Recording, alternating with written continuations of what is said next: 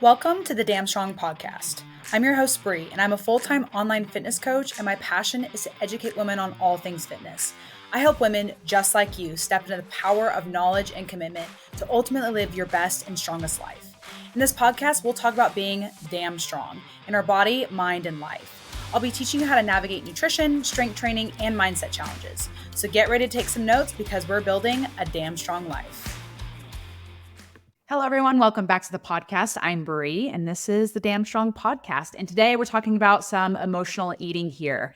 I was going to say unpopular opinion on the emotional eating, but I think what I'm trying to do more so on this episode is just provide some perspective. I don't think necessarily probably what I have to say is going to be controversial per se. I think the statement of, I think it's okay that to emotional eat is probably the controversial part of it. But I think as you listen to this podcast episode and you understand my viewpoints of where I'm coming from when I say that, you'll understand more. There's a lot of, I was going to say noise, but I think noise is the wrong word. There's a lot of chit chat and talk about emotional eating on social media. And I think rightfully so. I think a lot of people struggle with emotional eating. I think that, there's binge eating, there's just coping with emotions with food. There's just a lot of the extremes when it comes to emotional eating with food. But I think what we forget about is there's a balance with things, right? There's content needed for people who struggle with binge eating or eating disorders or just emotional eating in general. Maybe you don't classify yourself or even been diagnosed as with an eating disorder, but maybe you really, really, really rely on food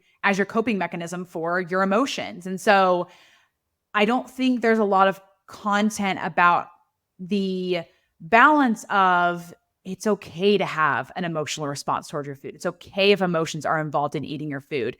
And I think because there's that content out there for people, again, I think all the content is valid. I'm not saying any of it is bad that's being talked about, but I think that the balance of it isn't talked about enough. And so people see, okay, binge eating or just emotional eating in general, and they think, okay, I just need to remove all emotions out of eating. And I think that does the opposite of what we think it does. I think it ends up creating more problems. And I think it's about creating that balance. And it's not about this removing emotions from all food. And even when it comes to an eating disorder or binge eating or whatever it may be, it's about finding this balance with it. And I think everyone thinks about it's removing emotions versus finding balance with emotions. So anyways, I'm not going to keep harping on that. Let's go ahead and, dive into it. So the first thing that I kept saying over and over again is there's this balance to stuff, right? I think that's with most negative things we see in life, or maybe even positive things too, right? Like if you think about being dependent on a partner or relying on a partner, right? It's healthy and good for you to have this someone in your life who you share a life with, depend on, and influences your life, but you don't want to be so much that you're dependent, right? So you can spend money, but you don't want to spend so much money that it puts you into debt. You want to train and work out, but you want to train and work out so much that you can't recover and you get sick and you get injured, right? Same thing with emotions. It's okay to eat with emotions, but you don't want to eat with emotions so much that that's your coping mechanism that you go to.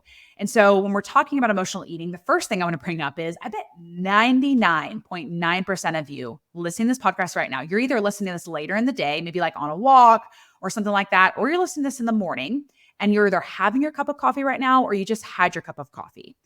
And I bet all of you who drink coffee, or let's even we could take coffee out of the equation, tea, whatever, that little drink in the morning, that brings you happiness.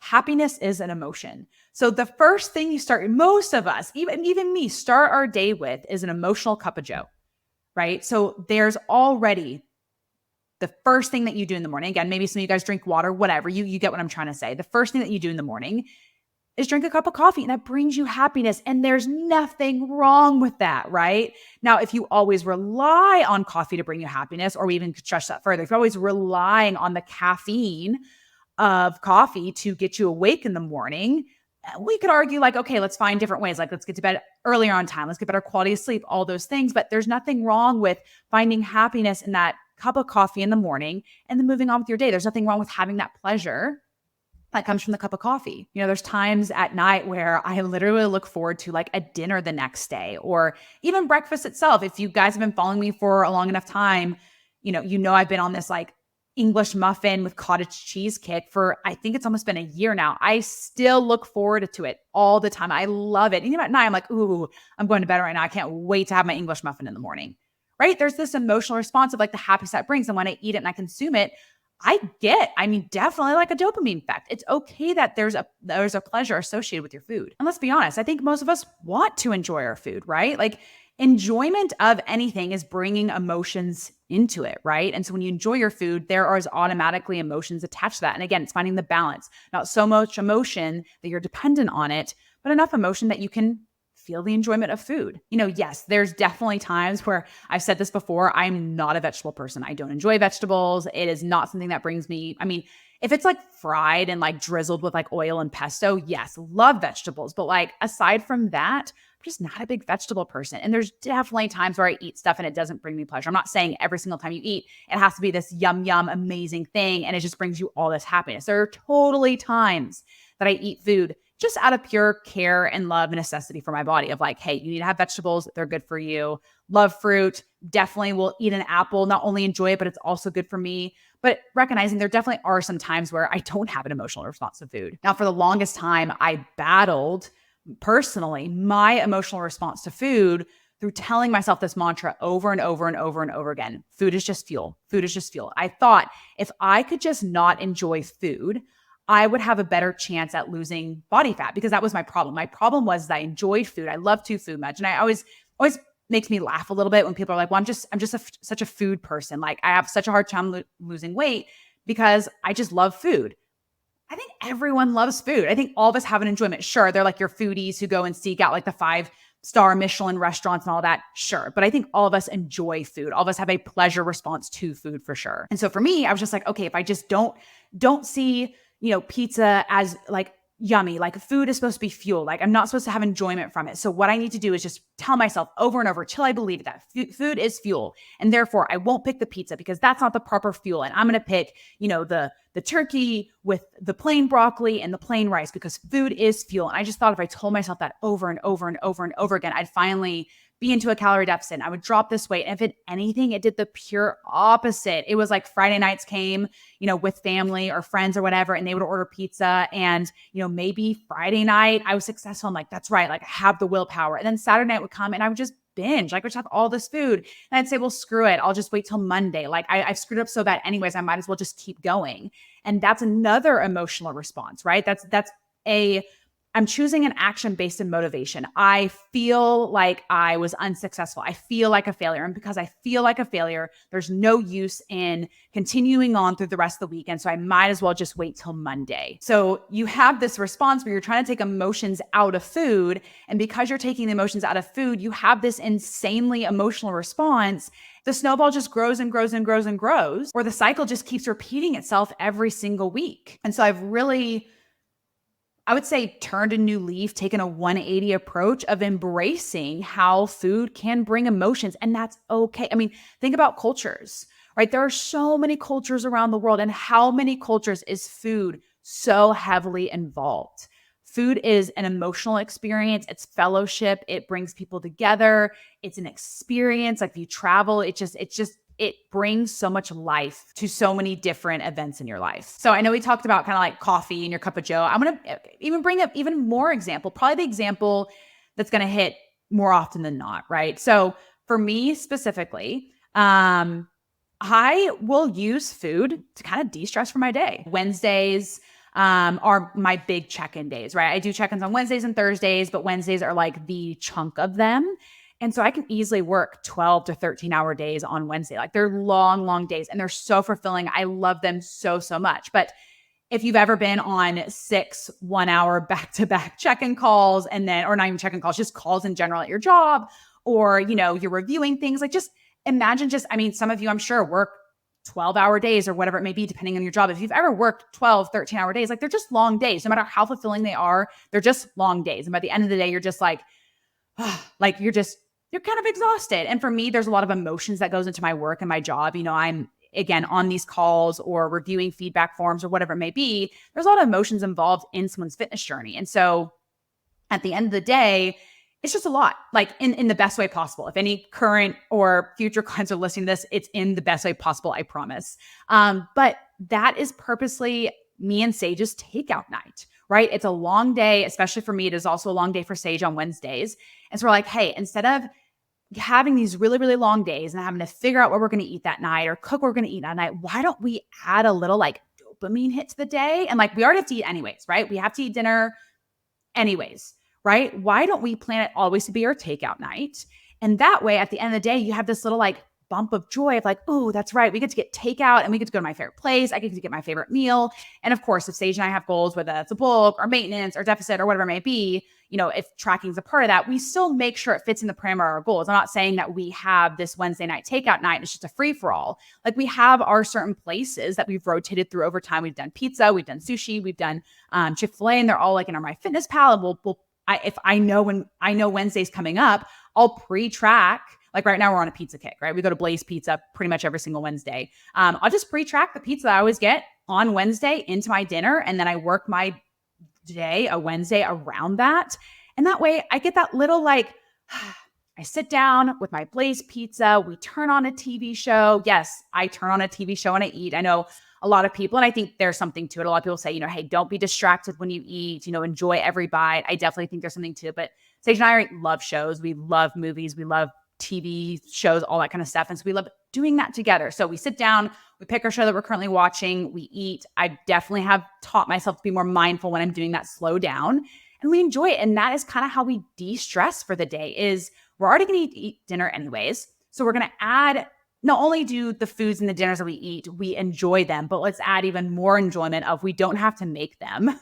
And let's de-stress from the day. And I think that's totally fine if you have a long day at work and you look forward to your dinner emotionally, right? What's not okay is that, maybe you have a job that you work really, really long hours. Maybe you hate your job and every night you drive home, get takeout, and just eat your feelings through it. That's what's not okay, right? That's a whole bigger discussion. If you hate your job and you work these long hours and all that, that's a whole different thing, right?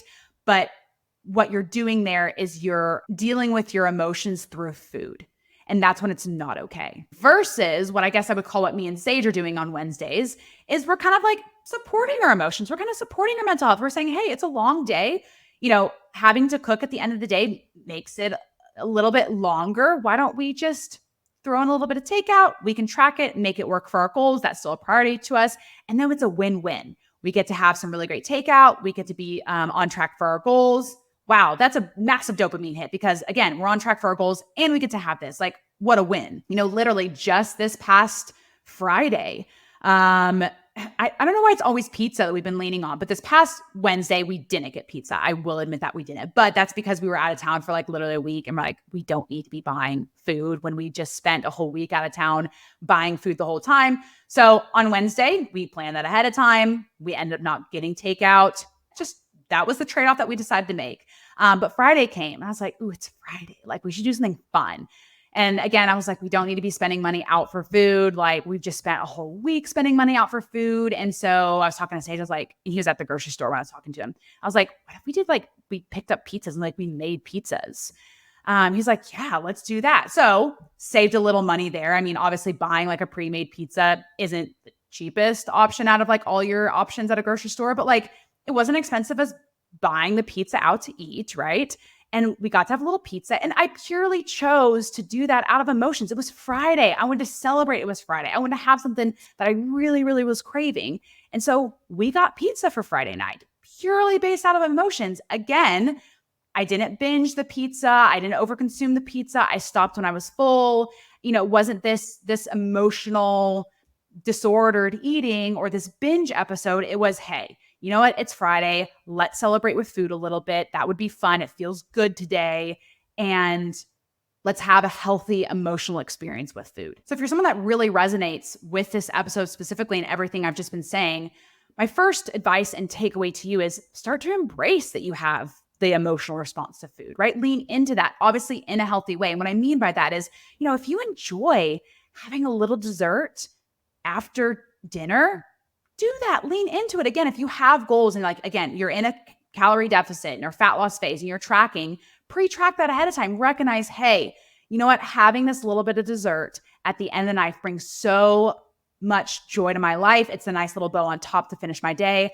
I'm going to pre-track that into my day because I love that so much. I have so many clients who will come to me and be like, I'm trying to cut out, having my cookie at lunch. And I'm like, why? They're like, well, I don't feel like I should be having a cookie at lunch. I'm like, do you enjoy the cookie at lunch? Like, well, yeah. I'm like, then let's pre-track that. Like if that's something that you genuinely brings enjoyment to your meal, that might be the satisfaction you need. I've talked about, being satisfied in your food, and part of being satisfied, like the end of a meal, I think part of it is being full or not hungry, but I think the other part of it is enjoying what you're eating, right? There were so many times in my journey where I would just eat to be full and I didn't actually enjoy what I was eating. And so even though I was full, I'd still be looking through the pantry, looking for something to eat, because it wasn't I was hungry. It was the thing that I ate just wasn't satisfying me. And so I went to go look for something that was going to satisfy me almost emotionally, kind of.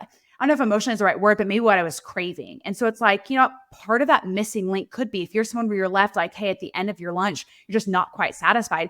Maybe that's because you've cut out your little cookie that you have at the end, or maybe your bag of chips with your sandwich or whatever it may be. You've cut that out. And so you've taken out kind of half of the equation of what brings satisfaction to your meals. Instead of trying to always suppress how you feel about food, you embrace it. You say, hey, you know what? I like dessert with dinner. I really like having pizza on Fridays.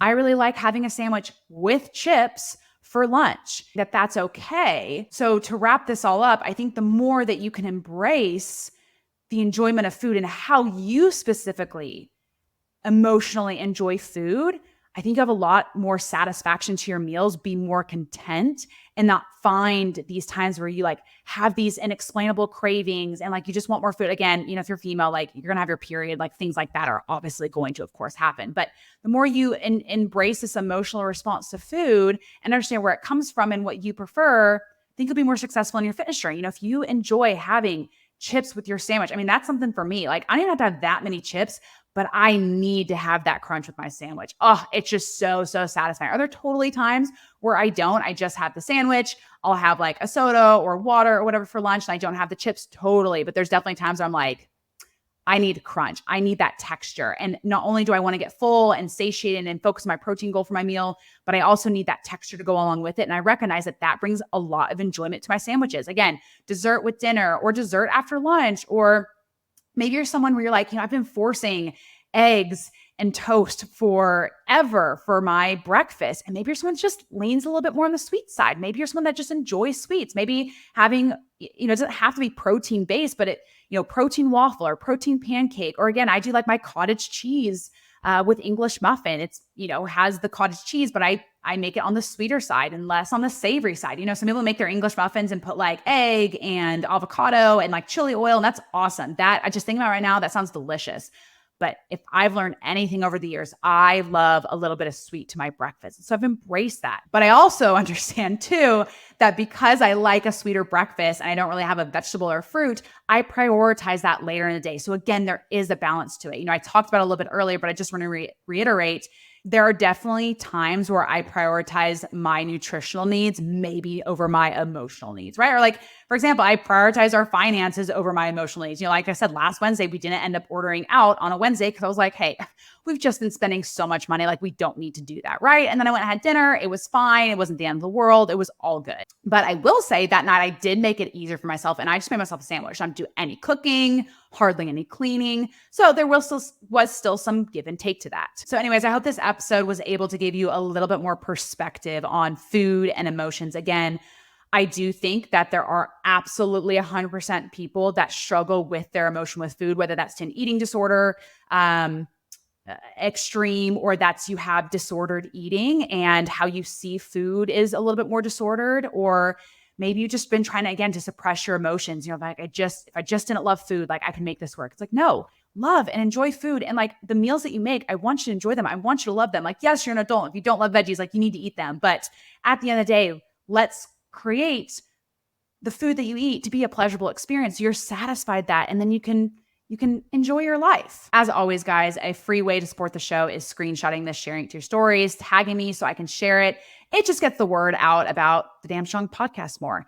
If you have any feedback, anything you want to DM me, feel free to shoot me a message. I will say recently, I've realized I've missed some messages. Instagram has been really finicky lately of like, it'll show me a message. I'll be like, okay, later I'll go respond to that. And then I can't find the message later. So if I've ever taken quite a bit of time to get back to your DM, that is probably why. But yeah, all of that to say, if you have any feedback, any thoughts, if this just hit home in general, please shoot me a DM. I would love to hear your thoughts on the whole episode, and I will catch you guys on the next one. Bye.